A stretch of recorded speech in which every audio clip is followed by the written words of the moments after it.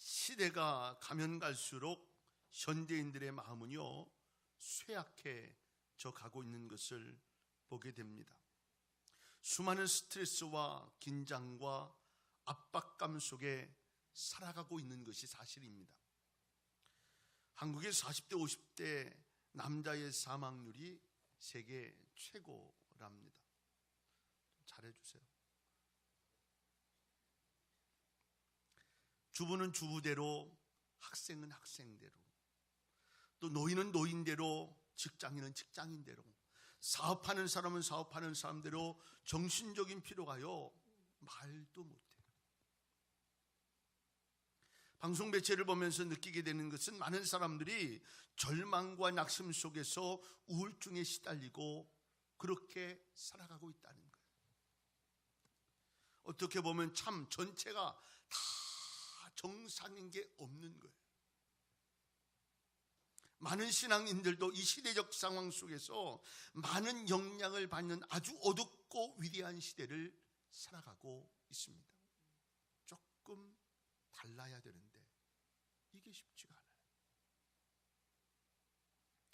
그러면 신앙인은 이러한 시대 가운데서 어떻게 대처해 나가야 하겠는가 하는 거예요. 영적인 사람은 오히려 이 시기를 내 삶에 하나님이 허락한 축복된 기회로 깨닫고 더 큰 용기와 담대함을 가지고 나아갑니다. 1세기 로마 시대에 온통 고난과 불안과 환난과 어려움 가운데 그 역사를 다시 구한 사람들이 누구냐면 기독교인들이었어요. 기독교인들이 일으킨 영적 혁명은요 로마의 부패한 사회를 무너뜨렸어요. 그리고 부패한 사람들의 각성을 요구했고 바꿔놨어요.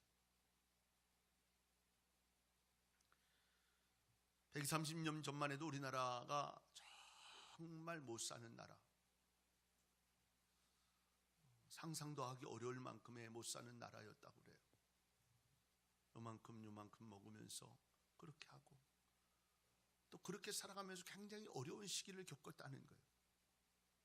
그런데 그때의 복음이 들어오면서 놀랍게 한국이, 우리나라 GDP가요 옛날에는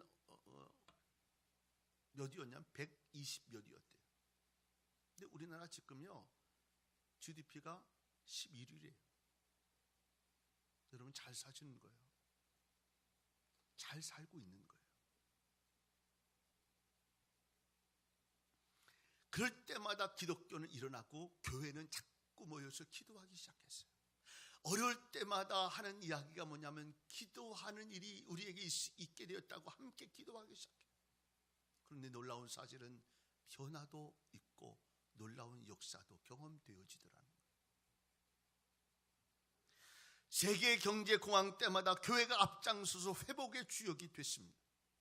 이 시대야말로 하나님의 새로운 역사를 일으킬 수 있는 위대한 믿음, 위대한 역사의 주인공들이 필요한 하나님의 때가 온 것임을 기억할 수 있기를 바랍니다. 오늘 본문에도 보면 사드락과 메삭과 아벳느고 이 젊은 이들이 직면한 상황을 소개하고 있습니다. 바벨론에 끌려가 포로 신세가 되었습니다. 어떤 일이 일어날지 알 수 없는 이런 상황에 놓이게 되었습니다. 그러나 그들은요 그들과 함께 하신 하나님을 바라보면서 정해진 시간 정해진 장소에서 이스라엘을 향하여 예루살렘을 향해서 기도하고 있었어요. 이들 속에 나타난 위대한 믿음의 역사가 오늘 우리에게도 있어지는 축복이 있기를 주의 이름으로 축원합니다. 그러면 이 시대에 우리가 가져야 할 믿음은 어떤 것일까? 첫째로 하나님의 능력을 좀 믿자 하는 거예요. 우리가 신앙생활하면서 가장 중요하고 가장 해야 할 일이 뭐냐면 하나님을 믿는 거예요. 그를 통해 이루어지는 하나님의 능력 또한 믿고 사는 거예요. 1000만이나 된다는 기독교인들이 있는데 세상은 바뀌지 않다고. 오늘도 제가 예배 나오기 전에 CT에서 보니까 왜 많은 사람들이 예수 믿는데 영향력을 못 끼칩니까? 그러면서 이야기하는 목사님의 모습을 들어요. 많은 사람들이 예수 믿는 사람들인데 이 부피에 따라 이 우리나라 크기만큼에 따라서 예수 믿는 사람이 제일 많은 나라가 우리나라예요. 인구에 비례해서. 그런데 교회에 나온다고 그 능력이 다 되어지는 것인가? 아니에요. 하나님의 능력을 믿어야 한다는 사실. 열왕기상 18장에 보면 850대 1로 외롭게 싸운 엘리야의 모습이 나옵니다. 아침부터 바알신과 아세레산 아세라 신을 섬기는 850명의 사제들이 모여서 난리를 치고 있어요. 우리에게 보여달라고, 우리에게 비를 보여달라고 이렇게 막 난리를 치고 있어요. 그때 엘리야는 하나님이여 하나님이여 이 백성들로 하여금 하나님이 참되신 하나님이 되시는 것을 알게 해달라고, 진짜 구원의 하나님이 바로 하나님 되신 것을 알게 해달라고, 내가 섬기고 있는 하나님이 이들 속에 역사하셔서 저들이 하나님 되심을 믿게 해달라고 소리치면서 기도하는, 결국 이 믿음이 그들을 이겼고 승리의 자리에 서게 한 것을 봅니다. 신앙은요 실제적이어야 합니다. 믿음을 가지세요. 그 믿음은 여러분의 인생을 바꿔 놓습니다. 한 집사님이 어제 전화가 왔어요. 한 4시쯤 전에. 목사님 저녁 괜찮으세요? 괜찮습니다. 저희 교회 등록한 분은 아니세요. 새벽 기도를 저희 교회 한 10여 년 나오신 분인데 한 2년 정도 좀 이렇게 날락날락 하셨어요. 그래도 꼭 준비한 헌금은 늘 한 달에 한 번씩 하시고, 못 하신 때는 뭐 한꺼번에도 하시고 뭐 이랬어요. 근데 그분이 이야기를 하는데 대상포진이 왔다는 거예요. 그래가지고 이게 1월 달에 왔는데 이게 죽을 만큼 힘들고 어렵다. 근데 이 약을 뭐 저 수원에 가면 유명한 분이 있대요. 뭐 어마어마하게 사람들이 왔다 간 곳이 있는데 거기 가서 치료를 받는데 입원을 하라고 그랬는데 입원을 했어야 되는데 입원을 안 해가지고 거기에서 주는 약을 먹었는데 이게 부작용이 생기면서 우울증으로 왔대. 그러면서 아주 그냥 다 갇혀 있는 것 같은 막 죽을 것만 같고 밤새 잠을 못 자고 소리 지르게 되고, 그러니까 집이 난리가 나는 거죠. 이게 그러니까 부작용이 한 거래요. 부작용 때문에 그렇대요. 그랬더니 그 부작용, 이건 아플 때는 너무 아프고, 그러다 보니까 막 공황장애가 오고 3개월 동안 정말 자기는 죽는 줄 알아요. 자기가 이야기하기를 뭐라고 얘기를 하냐면, 목사님 제가 죽고 싶더라고요. 이 얘기는 그냥 너무 괴로워 죽는 게 아니고 이 우울증의 현상이 생겨서 죽고 싶은 마음이 생기더라고요. 뭐 어떻게 주체할 수가 없대요. 그래서 목사님 건강하셔야 돼요. 목사님 건강하셔야 됩니다. 그날도 새벽에 잠이 안 나고 뒤지덕 거리는데 교회를 가야 되겠다 이 생각이 들더라고요. 오랜만에 교회를, 얼마 전이에요. 며칠도 안 됐어. 한 일주일밖에 안 됐어요. 근데 오시더니 소리를 치면서 기도하시더라고요. 원래 소리 치면서 기도하시는 분은 아니었어요. 막 소리를 치시더라고요.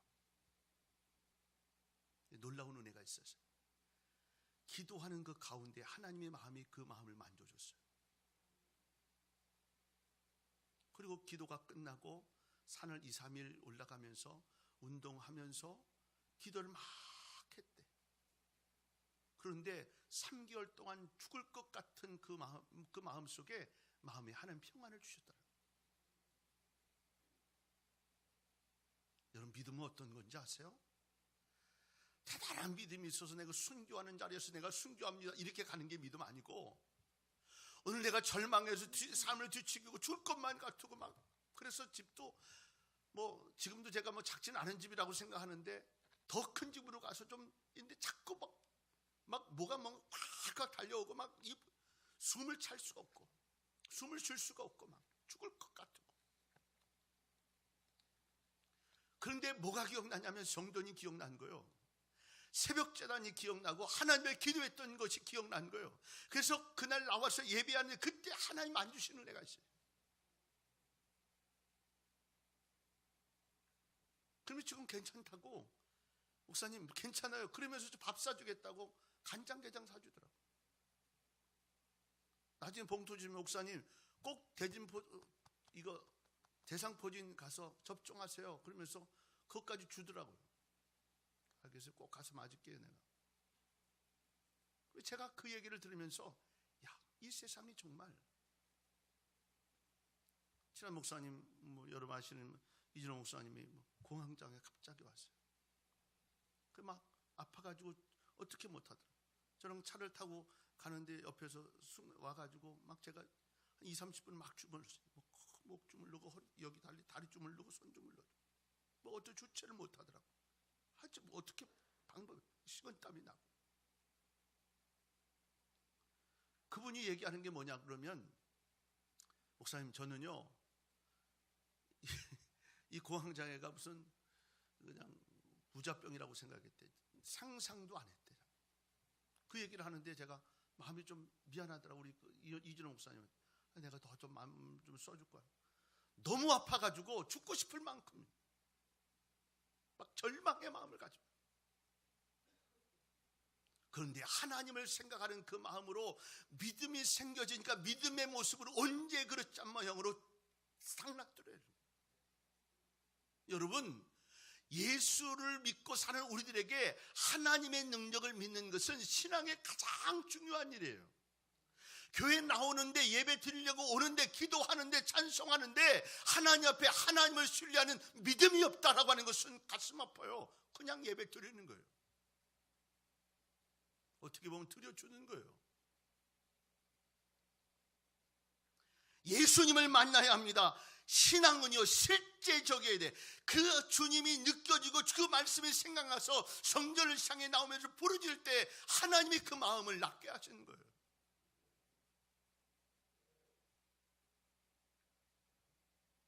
앉았다 가는 것이 아니라 누구든지 하나님 앞에 나오는 자는 하나님의 능력을 믿고 그 능력을 믿기에 내 삶 속으로 느껴지는 내 삶의 역사를 경험하면서 증거하는 삶이 성도의 삶이어야 합니다. 엘리야가 어떻게 불을 떨어뜨렸습니까? 많은 이스라엘 사람들은 믿지 않았지만 단 한 사람, 하나님의 능력을 믿었던 이 엘리야에게 하나님의 역사는 이루어진 것을 믿으실 수 있기를 바랍니다. 오늘 이 시간에도 그 마음에 문제가 있는 분들, 하나님의 능력을 믿을 때 하나님의 역사와 기적으로 낫게 될 줄로 믿습니다. 하나님의 능력을 믿어야 돼. 하나님이 능히 나를 건져내시리라. 죄악의 모든 문제에서 건져내시리라. 환난과 고난과 분하고 억울한 데서 나를 건져내시리라는 이 믿음 가지고 나갈 때 하나님의 역사는 이루어지게 된다는 사실이에요. 성경은 우리에게 말씀합니다. 하나님을 믿으라고. 하나님은 언제나 당신의 능력을 믿는 사람에게 기쁨으로 능력을 행하시는 것을 믿으실 수 있기를 바랍니다. 그럼 반대로 의심하는 사람에게는 아무 능력도 없어요. 여러분, 믿는 은혜가 주어지기를 주의 이름으로 축원합니다. 성전을 향하여 가여 기도하면 그때 생각날 게 꼭 우리는 하나님이어야 해요. 그때 생각날 게 꼭 교회이어야 해요. 그러면서 그 주변에 있는 사람들이 자기가 막 이야기하는데 내가 좀 부끄러웠어요. 우리 저 뉴비전교회 새벽기도 나오고 새벽기도 나오고 많지도 않은데, 목사님 새벽기도 나와야 돼. 하나님의 능력을 믿을 때 그 어디든 하나님의 기적은 임하게 될 줄로 믿습니다. 3개월 동안 죽을 것 같았는데 정말 내가 우울증이 걸려서 내가 죽고 싶은 마음이 생겼는데 하나님을 믿으니 그 마음에 평안이 오고 은혜가 있더라고. 이 고백이 저와 여러분의 고백이 될 수 있기를 주의 이름으로 축원합니다. 두 번째는 하나님의 주권을 내 것으로 받아들이는 은혜예요. 하나님의 주권만을 받아들이는 믿음이 이 사드락과 메삭과 아벳느고의 믿음이었어요. 그렇게 하지 아니하실지라도 왕이여 우리가 왕의 신들을 섬기지 아니하겠나이다. 이 위대한 고백 우리는 해줘야 믿잖아요. 믿어줘야 믿잖아요. 내게 확신을 줘야 믿잖아요. 그런데 그의 고백은 뭐냐면 그렇게 하지 아니하실지라도 믿겠다라고 하는 거예요. 이것이 바로 영적 최고의 성숙 단계 이런 믿음의 위대한 고백입니다. 우리의 문제가 해결되지 않는다 하더라도 하나님은 하나님의 자녀를 위해 더 좋은 것을 예비해 두셨다는 것을 믿는 믿음이 하나님의 주권을 믿는 믿음입니다. 우리가 기대했던 대로 되지 않는다 할지라도 결과를 하나님 앞에 손에 맡기면서 절대로 넘어질 수 없다 하면서 달려가는 믿음이 하나님을 향한 믿음의 고백이에요. 기도할 때 응답받은 것보다 받지 못한 게 더 많아요. 어느 때는 지연될 때도 많아요. 어느 때는 정확하고 확실한 증거가 나타날 때보다 애매하고 알 수 없는 그런 상황에 놓일 때가 많습니다. 그러나 사드락과 메삭과 아벳느고의 위대한 믿음은 이렇게 된다 할지라도 우리는 끝없이 주님을 신뢰하겠다고 고백하는 거예요. 우리의 제한된 눈으로 제한된 계산으로 하나님의 계산을 알 수 없는 거예요. 나보다 나를 더 잘하시는 하나님. 저는 이 말이 참 무슨 말인지 알아요. 나보다, 나도 어쩔 수 없어서 어떻게 할지 못할 때가 있어요. 그 나보다 나를 더 잘하신 그 하나님이 있기에 그분을 그냥 신뢰하고 가는 거예요.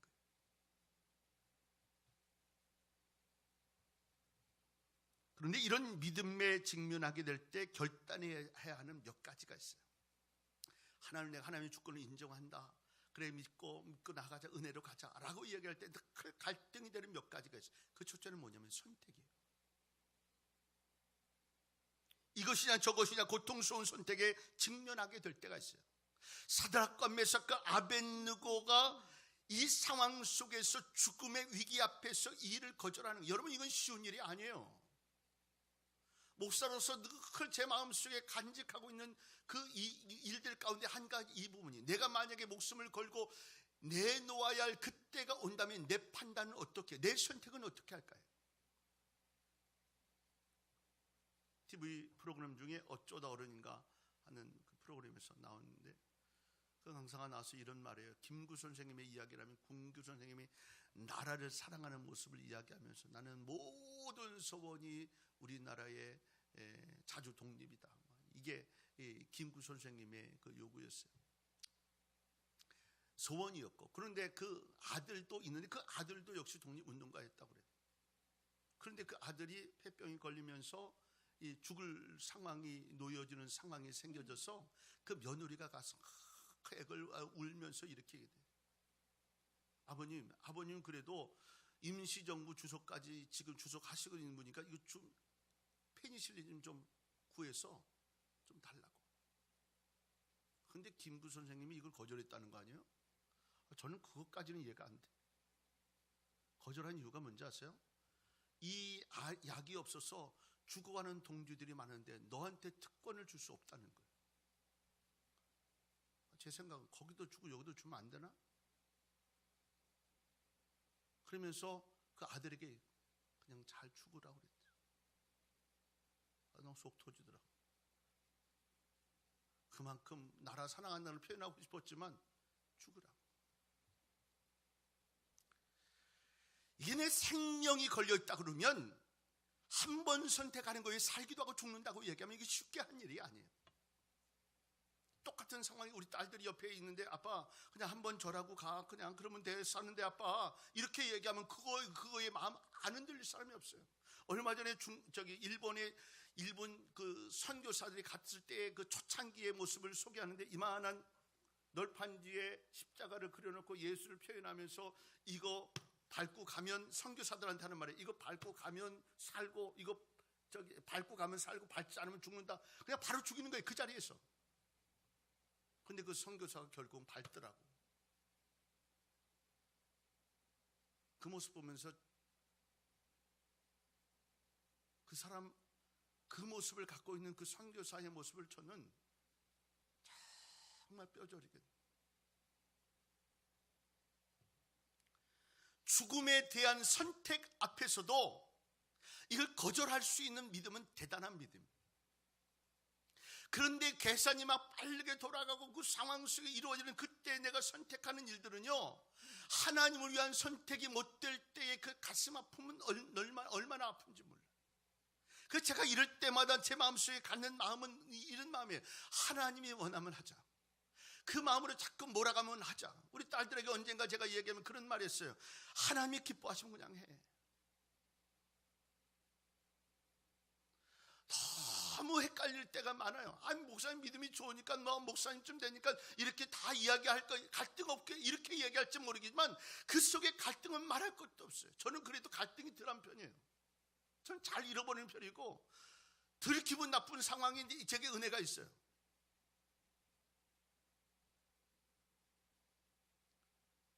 그럴 때마다 늘 갈등을 느낄 때마다 하나님 원하십니다. 하나님 원하십니다.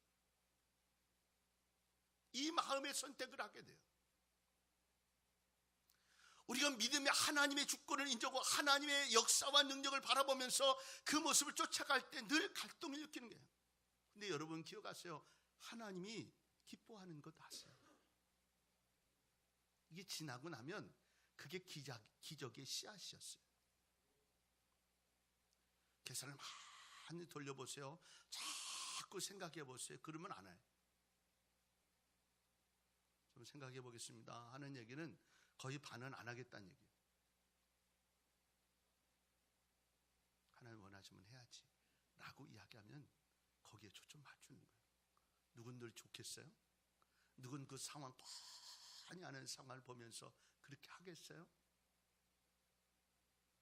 이 선택 앞에 하나님 원하는, 이거 죽음 앞에 지금은 이 세 명의 청년들은 마음속에 죽음 앞에 나는 그리 아니하지 할지라도 하나님을 선택하겠다고. 두 번째로 경험되어지는 것은 모험이에요. 저는 믿음 있는 사람들에게 늘 함께하는 그 모습은 모험이라고 생각해요. 알지 못하고 가는 그 길이 인생길이에요. 누구도 내일 아니 10년을 알 수가 없어요. 그러니 여러분 그 길을 믿고 가고 믿음의 은혜로 갈아갈 수 있는 것도 참 기적이고 은혜예요. 오늘 믿음의 길, 세상의 길은 보이지 않아요. 그런데 믿음의 길은 보여요. 하나님이 원하고 하나님이 인도하신 그 길을 향해 믿음의 길을 걸어가는 거예요. 그러니까 우리가 걸어야 될 것은 하나님이 원하신 그 길에 열심을 다해 노력하고 가는 거예요. 그 속에 반드시 모험이 있어요. 모험 없는 길에는 하나님의 역사와 능력을 이룰 수가 없어요. 옆에서 아무리 별짓을 하고 해도 내가 울어봐야 해요. 그 집사님 표현대로 저는 이 우울증 온다는 사람들 다 나 우습게 봤다는 거예요. 난 이거 그 열심히 안 살아서 생기는 병이라고 생각해요. 근데 이게 병으로 와지니까 자기도 알지 못하는 모습으로. 신앙은 탁 매 순간에 요거 끝나면 또 다른 모험이 있어요. 근데 이것을 끝날 때마다 얻게 되는 참 귀한 진리가 있는데 뭐냐면 하나님이 나와 함께 한다는 걸 느끼는 거예요. 이건 그 무엇보다도 중요해요. 2008년, 2007년 저희가 여기 교회 예배당하고 그때 여기 땅이 230평인데 16억이었어요. 근데 저희 교회 통장이 딱 이제 조금 여유가 생겨서 이제 몇천만 원 이제 넣어 놓을 수 있는 시기가 됐을 그때예요. 그때 2,300만 원 가지고 여기 계약하고 교회 건축했어요. 16억에 건물 짓는 거 다. 너무 어려운 시기도 많이 겪고 힘들기도 했어요. 근데 지금은 죽어도 못해. 상황이 안 돼.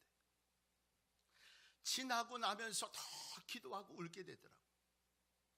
하나님의 살아계심이 증거되길 바라면서 어려운 시기 겪으면서 그 마음으로 기도하고 그러면서도 제 마음속에 느끼고 감격되는 모습은 때마다 하나님의 은혜로 그 일을 채우시고 만드시고 역사하시는 은혜들.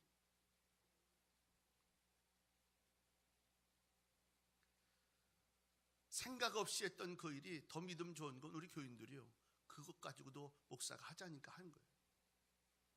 그런데 은혜로 그 마음 가지고 또 이루시고 만드시는 은혜가 있어요. 움직이지 않으면 절대로 성장도 부흥도 하나님 기뻐하는 일도 할 수 없어요.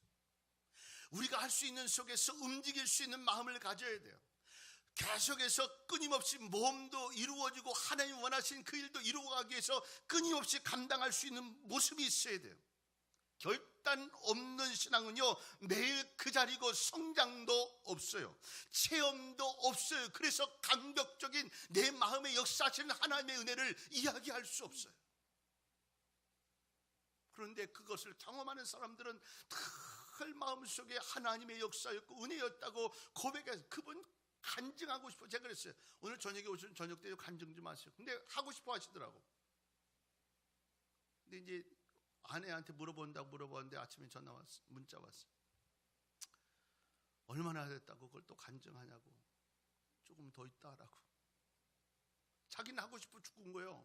생각해보세요. 3개월 동안 잠 못 자가지고 죽을 만큼 하고 막 죽고 싶은 마음이 생기는데 내가 예배 와서 하나님 앞에 은혜를 받았어. 그러니까 그 받은 은혜를 전하고 싶은데, 그래서 저는 그 문자를 이렇게 보냈어요. 받은 은혜 많은 사람들이 공유하고 같이 은혜 받았으면 좋았어서 그렇게 했으면 좋겠는데 그랬더니 또 그걸 보여줬대. 아내한테 보여줬대. 또 문자가 이만큼 왔더라고. 또 보여줬더니 왜 낭신을 못하게 하냐 그래. 조금 더 있다가. 여러분, 받은 은혜 있는 사람들은요, 이거를 주체할 수가 없어요. 전하고 싶어서. 이 믿음이 모험의 모습을 이야기하지만 이 모험은 우리에게 하나님이 진짜 하나님이라는 것을 알게 해줘요. 그래서 이게 참 은혜예요. 힘든 과정 어려울지 모르지만 이것이 진짜 하나님을 내가 믿고 신뢰하고 살고 있다는 것을 알게 해줘요. 그래서 신앙생활에 의미가 있고 재미가 있고 능력의 삶을 살아갈 수 있는 은혜가 있어지는 거예요. 세 번째로, 이 믿음은요, 늘 반대에 부딪히곤 해요. 믿음의 길이 여러분 화려한 거라고 생각하지 마세요. 저 사람 얘기 들으니까 이야 멋지다, 믿음의 은혜가 놀랍게 역사하네, 막 기적의 은혜가 있네 라고 이야기하면 좋을지 모르지만 그것만이 아니에요.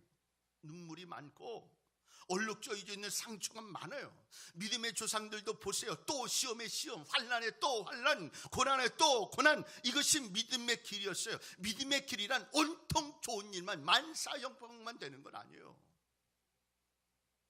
밤하늘이 항상 맑고 반짝이는 별만 떠오르는 것이 아닌 것처럼 믿음도 늘 아름답지만은 않아요. 아브라함의 삶도 그랬어요. 모세의 삶도 그랬어요. 요셉의 삶도 그랬어요. 바울의 삶도 그랬어요. 다 어렵고 힘든. 다윗쯤 되면 괜찮아, 믿어, 하나님 마음이 아파서 이렇게 이야기하는데 죽을 때까지 자기 자식한테 시험을 당하는 그 위기를 경험한 사람. 많은 사람들은 다윗이 만만이라고 이야기했지만 지금 왕에게 쫓겨 죽을 일을 쫓아다니고 있는 모습을 바라보면 이 다윗의 삶이 멋지다. 사도 바울이 굉장히 못생겼다고 그래요. 키도 조만하고 대머리도 치고 못생겼다고 그래요. 결혼도 못했어요. 자식도 없어요. 나중에 결국 비참하게 초라하게 로마로 가서 순교했어요.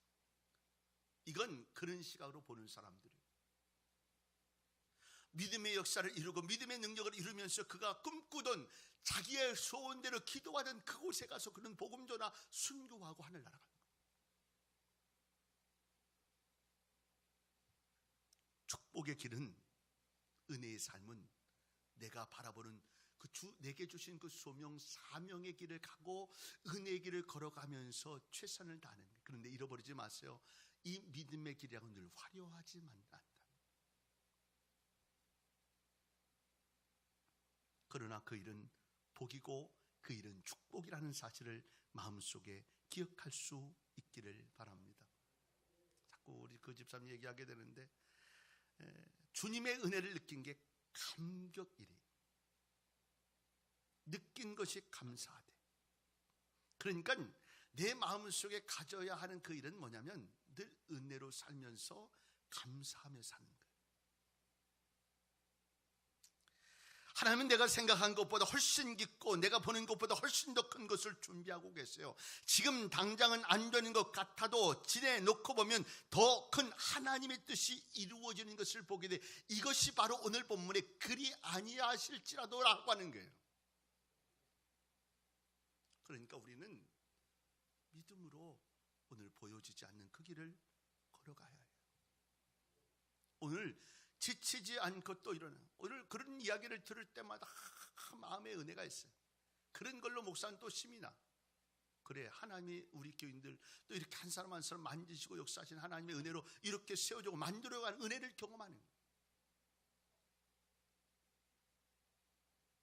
오늘 그리 아니하실지라도 다 이해할 수 없어도 하나님이라 이해할 수 없어도 오늘 사드락과 메삭과 아벳느고의 그리 아니하실지라도 이 마음이 저와 여러분 속에 은혜로 다가올 수 있기를 바랍니다. 내가 하는 것을 너희가 지금은 알지 못하나 이후에는 알리라 하신 주님의 말씀을 내 것으로 받는 은혜가 임할 수 있기를 바랍니다. 풀무불이 있을지라도 갈등할 겁니다. 내가 어떤 것을 선택해야 되나, 이게 몸적으로 느낄 수도 있습니다. 이것을 늘 부딪히는 가슴 아픈 반대의 마음에 부딪힐 때도 있어요. 그런데 그때 하나님의 주권을 인정하고 그대로 순응하고 주의 길을 묵묵히 걸어가는 하나님의 사람들 되실 수 있기를 주의 이름으로 축원합니다. 기도하겠습니다.